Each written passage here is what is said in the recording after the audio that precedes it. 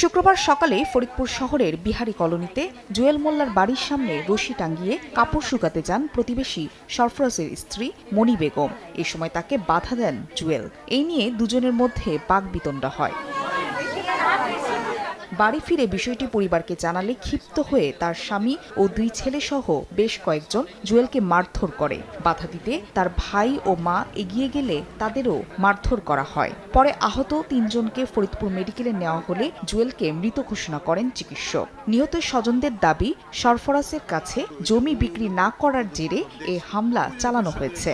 আমরা অন্য লোকের কাছে একটু দামে দিব বলেই মনে হয় ওনাদের মনে একটা রাগ হয়েছে। ওনরা ভাবছে যে 2টা ভাইয়ের যদি আমরা মারতে পারি তাইলে এই বাড়ির আর গার্জিয়ান থাকলো না, তাইলে আমরা দখল করতে পারবো। জমি নিবার পার নাই, তার জন্য মারার আক্রোশ করতেছে সরফরাজের বউ সরফরাজ। নির্মমভাবে মানুষকে কুপিয়ে হত্যা, আমরা এই এলাকার জনগণ এটা সঠিক বিচার চাই। এই ঘটনায় অভিযুক্ত দম্পতিকে আটক করেছে পুলিশ।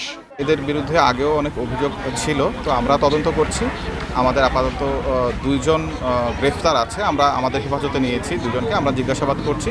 অভিযুক্ত সরফরাজ একই এলাকায় ভাড়া বাড়িতে থাকেন। সময় সংবাদ, ফরিদপুর।